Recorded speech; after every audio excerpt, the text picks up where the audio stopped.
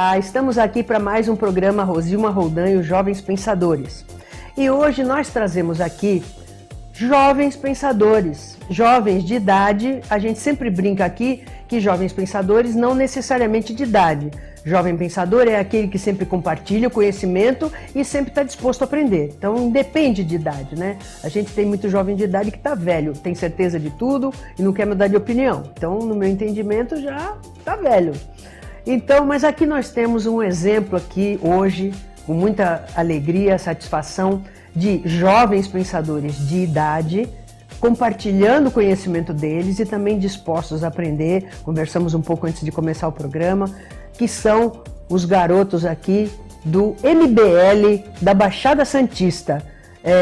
Eles se inscreveram para participar do programa. O programa é para isso mesmo, é para que o jovem venha aqui usar o espaço para mostrar o que os jovens andam fazendo por aí. Será que é verdade que os jovens estão desiludidos da política e não estão nem querendo mais tirar título de eleitor para votar?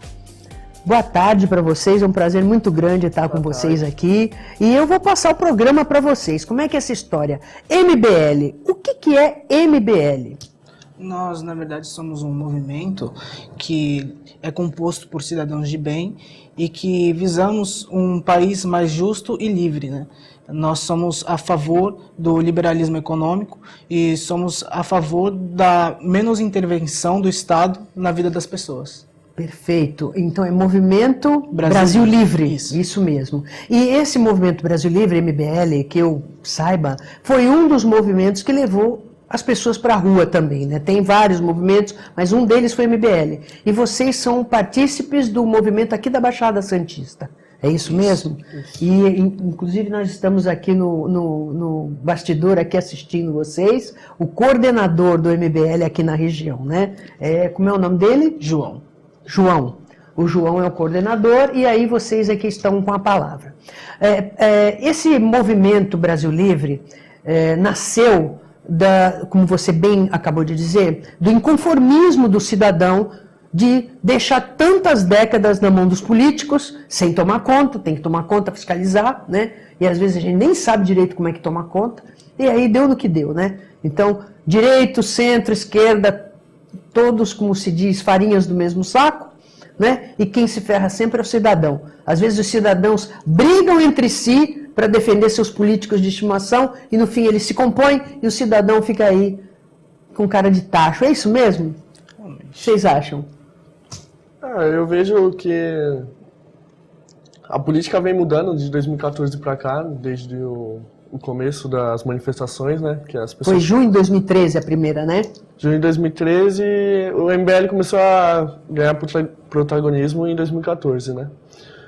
Foi quando o movimento surgiu, faz quase 3 anos já. Antigamente, na velha política, os políticos estavam acostumados a fazer os seus conchavos ali dentro do Congresso Nacional, nas câmaras municipais também, e a população não saía para as ruas para cobrar, né? Hoje em dia isso mudou, como por exemplo a gente viu no impeachment da Dilma Rousseff, na nomeação do Lula para ministro, e isso vem mudando cada dia mais. A gente vê que... Apoio à Lava Jato. O apoio à Lava Jato também. A gente vê que de 2014 para cá, as coisas vêm mudando bastante, as pessoas começaram a se interessar mais por política. Até mesmo os jovens, como, por exemplo, a gente. O MBL, hoje, o nosso coordenador nacional, Kim Kataguiri, ele tem 21 anos de idade. Olha. Fernando Holliday foi eleito em São Paulo com 19 anos de idade. Teve 54 mil votos. Vereador agora. Isso. Então a gente vê que de 2014 para cá as coisas vêm mudando bastante. E o MBL, você disse que o garoto com 19 anos se elegeu vereador. A pergunta que eu vou fazer é a seguinte: o MBL não é um partido político, é um movimento, mas para você sair candidato, que eu acho um erro, eu acho que a gente podia... Se bem que nos Estados Unidos existe isso, mas dificilmente um candidato sem partido consegue se eleger, né? Normalmente ou é republicano ou é democrata, que são os dois únicos partidos que existem, e aí um deles é eleito, né?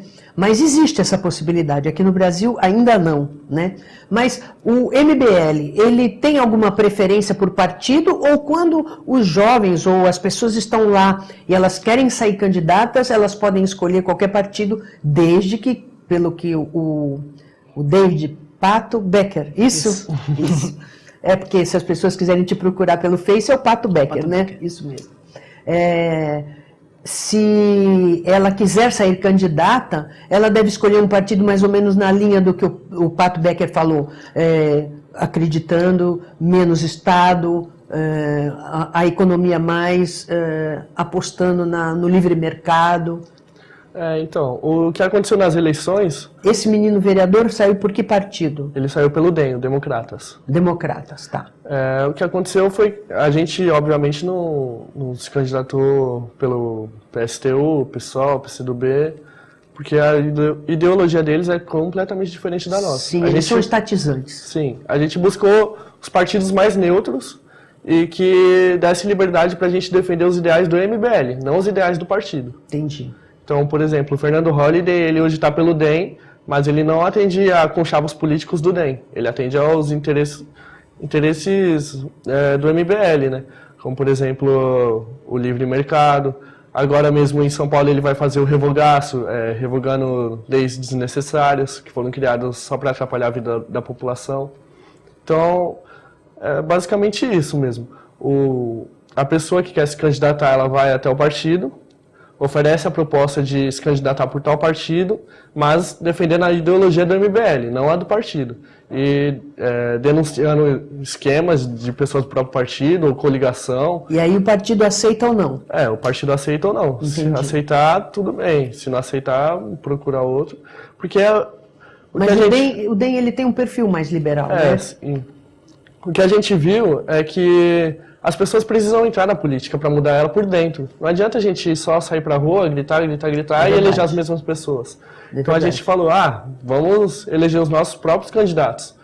Quem sabe em 2018 vem alguém com a gente também no MBL, a gente não sabe. E me diga uma coisa, o MBL é um movimento e para participar, ele tem CNPJ, a pessoa que é simpatizante, quer participar, é uma associação, a pessoa se associa, como é que é? Bom, ela pode entrar lá no site do MBL e lá vai ter todo o apoio para ela poder se filiar.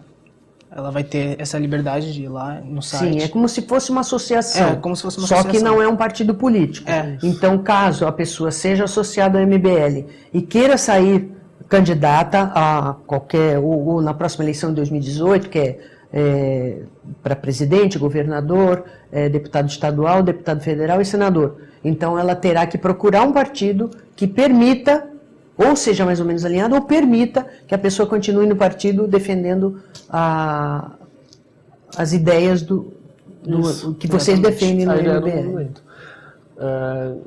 A pessoa tem total liberdade para se filiar em qualquer partido, desde que não sejam os citados, né? Sim, porque eles são completamente contrários. Completamente contrários da nossa ideologia. Tanto que a gente teve candidatos pelo PSDB, pelo DEM, e as pessoas não têm problema algum em se candidatar. Desde que o partido não crie problema... Desde que o partido não crie nenhum problema em a pessoa defender a ideologia do MBL, as ideias do MBL, de livre comércio, de livre expressão das pessoas. Mais liberdade para as pessoas é o que a gente sempre busca. Então, desde que o partido atenda a isso, não há problema nenhum da pessoa se candidatar. Em relação a esse negócio de Estado mínimo e Estado máximo, que é a grande dicotomia entre esquerda e direita, vamos dizer assim, né? Porque aqui no Brasil, por conta do regime militar, que governou o país durante 20 anos, a direita, ela ficou muito manchada, vamos dizer assim. Então, mesmo que a pessoa seja de direita, ela tem um pouco de medo, enfim, de se dizer de direita, né? E muitas vezes ela não é de direita totalmente. Ela tem algumas preocupações sociais, e não obstante ela acha que o Estado não pode ser tão grande, porque Estado grande pode ser sinônimo de corrupção, né? E aí saiu uma polêmica essa semana, não sei se vocês acompanharam, que teve uma votação agora no Rio para privatizar a SEDAI, que é a companhia de água e esgoto no Rio, e o Bolsonaro, que atualmente é chamado Bolsomito, que é o mito dos jovens, né? Porque os jovens, eles, pela pouca experiência, eles tendem a ser radicais. Ou é bom ou é ruim. E não é assim, né? Entre o preto e o branco existem 50 tons de cinza, cinza mais claro, cinza mais escuro, enfim. Então, o jovem, ele tende a ser um pouco maniqueísta, né? Ah, então não presta. E o pessoal ficou meio chocado, porque o Bolsonaro foi contra a privatização, defendeu a estatização, a permanência da SEDAI no Estado. Como é que vocês veem isso? Porque o pessoal achou que eles foram incoerentes, pelegos, como é que vocês veem isso? O assunto Bolsonaro é sempre um tema polêmico entre o pessoal do MBL, que acompanha o MBL, e o pessoal que acompanha o Bolsonaro, porque sempre diverge as ideias. Esse caso... MBL e Bolsonaro, tem a ver alguma coisa? Em quase nada. São ideais diferentes. Eles são mais conservadores, a gente liberais, então acaba divergindo em algumas ideias. Esse caso do Flávio Bolsonaro, que ele foi contra a privatização da SEDAI, ele explicou que foi contra isso porque ele não queria dar um cheque em branco à mão do governador que está preso. Pois é, essa frase que você falou, exatamente essa. Eu escutei quando eu trabalhava na Assembleia Legislativa que Mário Covas era governador e o Mário Covas pegou o estado de São Paulo quebrado, mas quebradésimo. E ele começou a privatizar uma série de coisas, porque o estado não tinha como manter aquilo. As empresas estavam todas sucateadas, né? Então era aquilo para destruição total, então ele começou a privatizar justamente para que as empresas que adquirissem no leilão pudessem recuperar, porque o Estado não tinha dinheiro. E essa frase eu escutei na época da privatização que foi feita no Estado de São Paulo, várias, né? Em várias as energéticas, enfim, as energia elétrica, enfim, várias privatizações foram feitas na época. Nós não podemos dar cheque em branco. É engraçado como as frases permeiam, né? E agora o Bolsonaro, que é o bolsomito dos jovens. Então. Agora, eu vou dizer uma coisa para vocês. Nós tivemos 20 anos de governo militar. Os militares só criaram estatais, não privatizaram nada. Sim. Então, eu acho que o Bolsonaro está sendo coerente, porque os militares são estatistas. Agora, por motivos diferentes da esquerda. A esquerda é estatista porque ela aparelha o Estado, sim, ela domina o Estado por corporativismo. E aí, uma vez no poder ou com o Estado na mão, a corrupção fica fácil de acontecer, principalmente se o cidadão não fiscaliza, né? Os militares eram um pouquinho diferentes, eles têm a mesma ideia também. Por quê? Como eles pegaram o Brasil numa época de alta corrupção, e eles tentaram botar ordem na casa, né? Pelo menos essa era a ideia deles, né? Eles, tendo as estatais na mão, eles achavam que era garantia de não haver corrupção. Sim. Quer dizer, então, é uma visão diferente, porém, a atitude é a mesma. É ficar com o poder, com as empresas na mão, né? Para que não haja corrupção. Ou ficar com as empresas na mão para aparelhar, botar gente deles, corporativismo, defender as pessoas lá da turma deles, mas não necessariamente no bem do país e do cidadão comum, né? Nessa história aí do Flávio Bolsonaro, o filho do bolsomito, sim, ter sido contra, não dá para entender isso de não querer dar um cheque em branco na mão de um governador. Então você é a favor de que um governo ilegítimo, entre aspas, né, um governo corrupto, fique com mais estatização e aparelhando mais, tendo mais gastos, roubando mais, do que privatizar e passar para uma pessoa, um novo dono da empresa, onde ele vai administrar de forma correta, porque se ele não administrar ele vai quebrar e vai perder o dinheiro que ele investiu. Exatamente. Então não dá para entender, não tem faz muita lógica. Sentido, exatamente. É isso mesmo, Pato. Exatamente. Acho que o cidadão é responsável, ele tem que fiscalizar.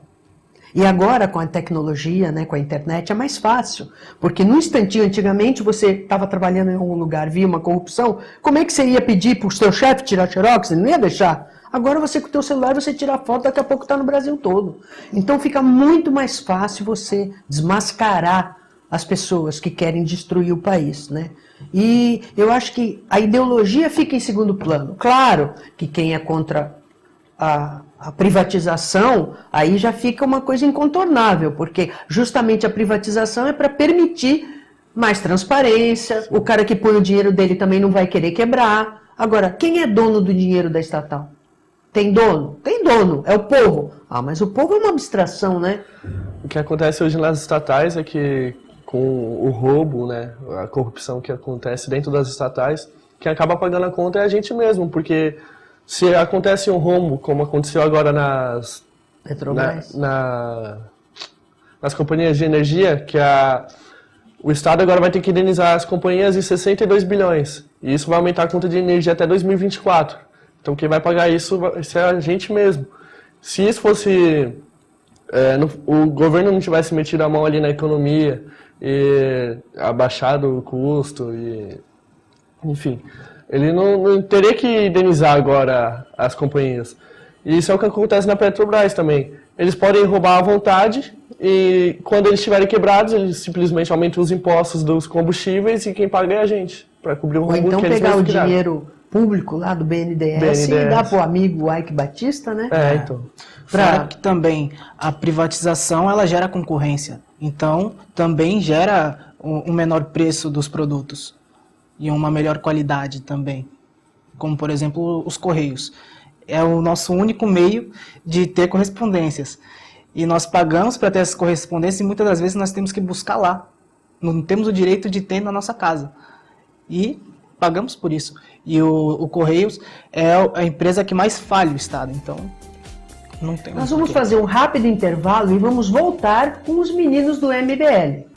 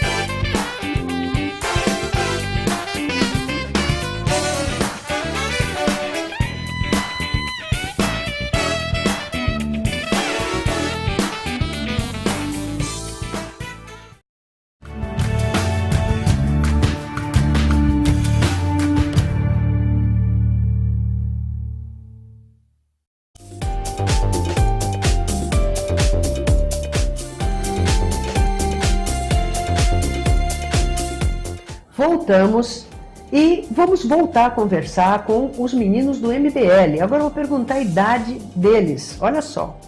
Pato?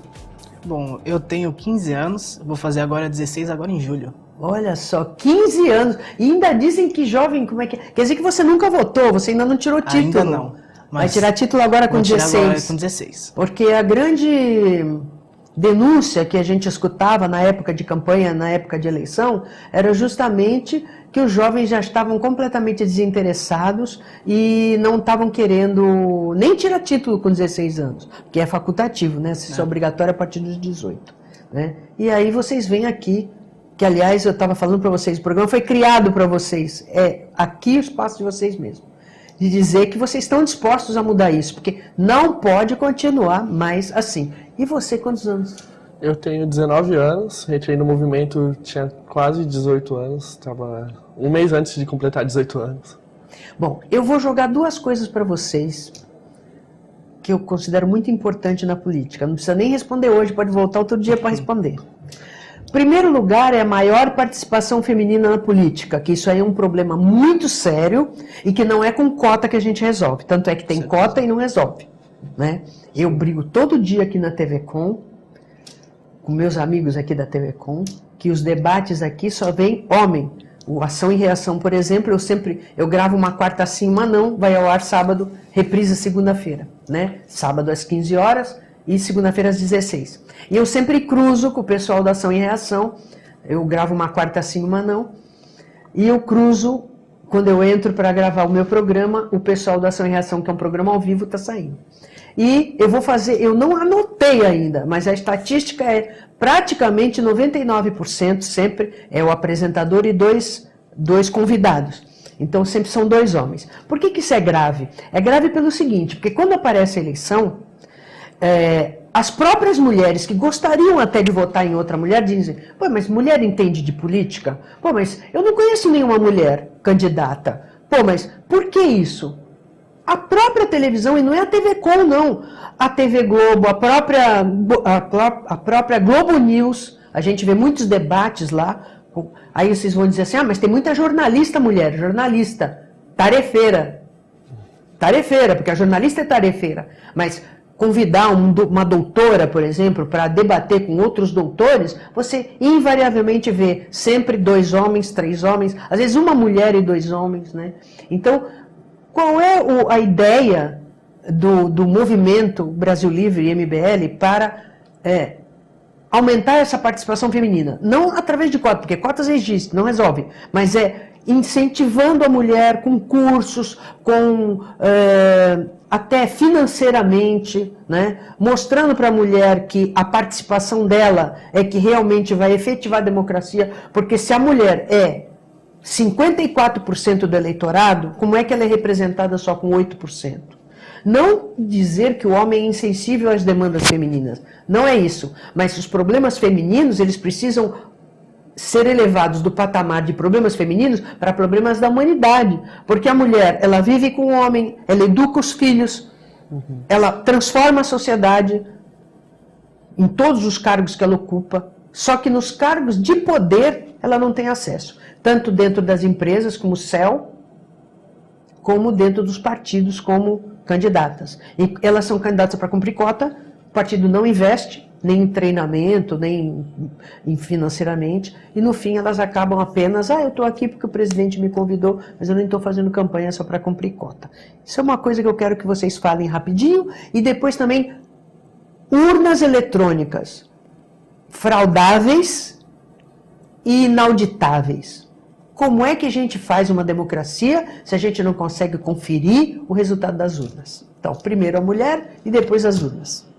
Então, sobre as mulheres, o MBL, a partir do momento que você se inscreve, ele também te fornece livros para estudos do liberalismo econômico. Então, eu acho isso daí fundamental para poder crescer politicamente. Então, tanto mulher, tanto homem tem esse direito. Nós temos coordenadoras estaduais, coordenadoras municipais, mulheres também no nosso movimento.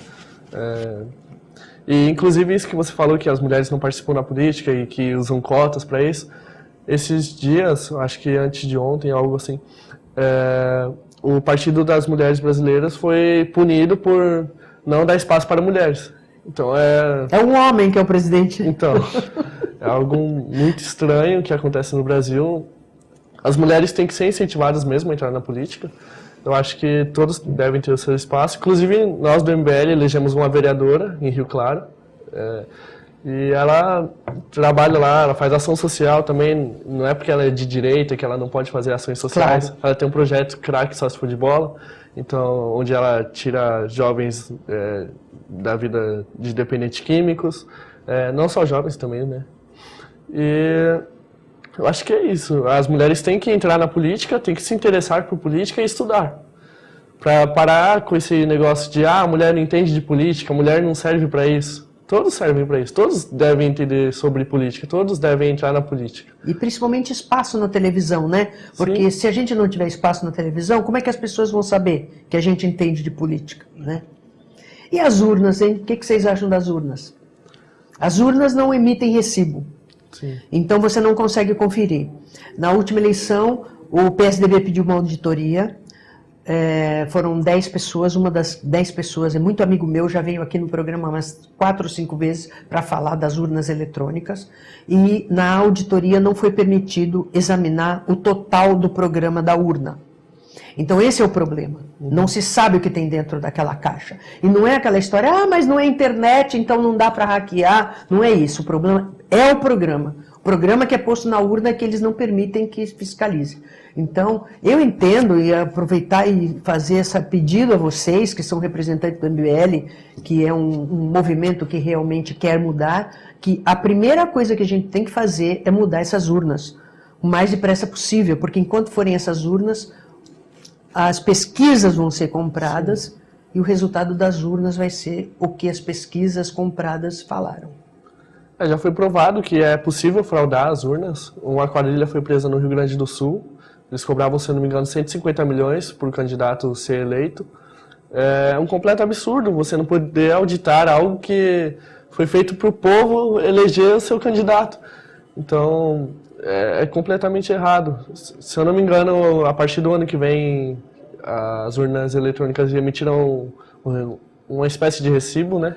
Nós temos que ficar de olho, porque já houve 2 leis que foram derrubadas, que já eram para ter entrado em vigor, foram derrubadas, justamente para emitir o recibo não vai para a mão do eleitor, ele cai dentro da urna para permitir a auditoria, então precisamos ficar muito de olho em 2018, porque pode ser que eles adiem a vigência da lei. Queria agradecer muito a presença de vocês, quero que vocês se inscrevam novamente, voltem, porque tem muita coisa a falar, e eu acho que os jovens têm que mostrar que entendem, assim como as mulheres têm que mostrar que entendem de política, os jovens também têm que mostrar. Estão falando aí que o jovem não é interessado em política? Olha aí que mentira. Está aqui 2 desmentidos aí, maravilhosos. Muito obrigada pela presença de vocês. E vocês espero que tenham gostado do programa de hoje, um autêntico Jovens Pensadores.